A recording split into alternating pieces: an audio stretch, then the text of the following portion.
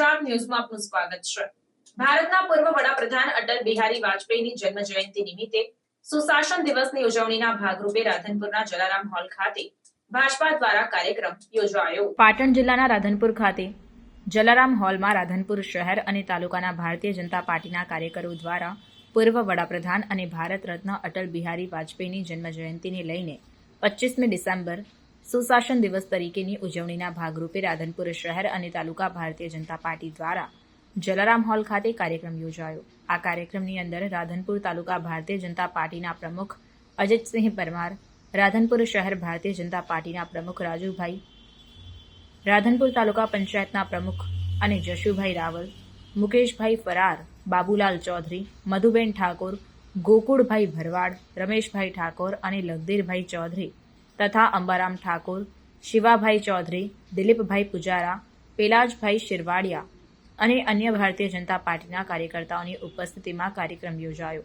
આ પ્રસંગે અટલ બિહારી વાજપેયીએ કરેલા કામો અને કાર્યોને યાદ કરવામાં આવ્યા હતા।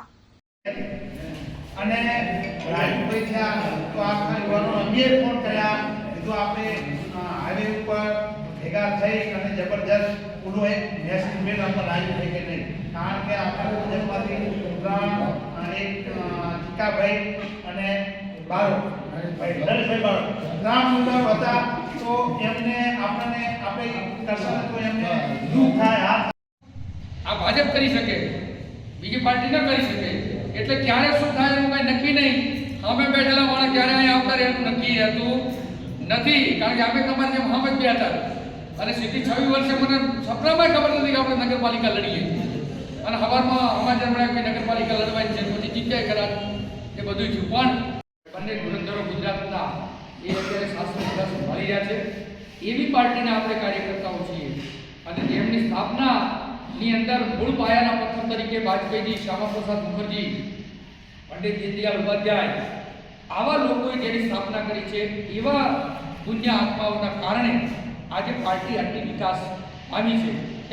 પ્રોજેક્ટ એ હતો કે પ્રધાનમંત્રી સડક યોજનાના માધ્યમથી એમને દેશના તમામ ગામોને જોડવાનો પ્રયત્ન કરવાની એક મહત્વાકાંક્ષી પ્રોજેક્ટ એમણે આપ્યો અને એટલા માટે આપણે એમના બે સેન્ટી કરીને આજે ભારતીય જનતા પાર્ટી આપણે એક વટવૃક્ષ થઈ છે, એના આપણે તો બધા ફળ જ ચાખી રહ્યા છીએ।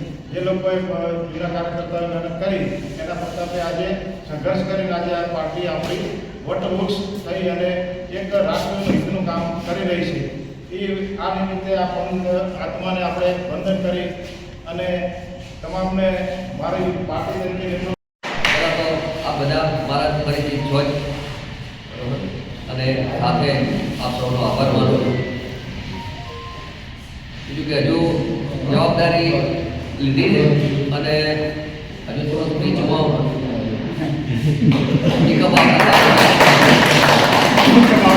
થોડા ઘણા પ્રયત્ન કરશું કે થોડું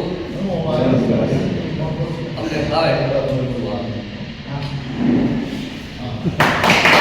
સમાચારોની અવનવી અપડેટ્સ માટે જોતા રહો સેક્યુલર ગુજરાત ન્યૂઝ। સાથે સેક્યુલર ગુજરાત ન્યૂઝ ચેનલને લાઇક, શેર અને સબસ્ક્રાઇબ કરો અને બેલ આઇકોન દબાવીને સમાચારોની ઝડપી માહિતી મેળવો।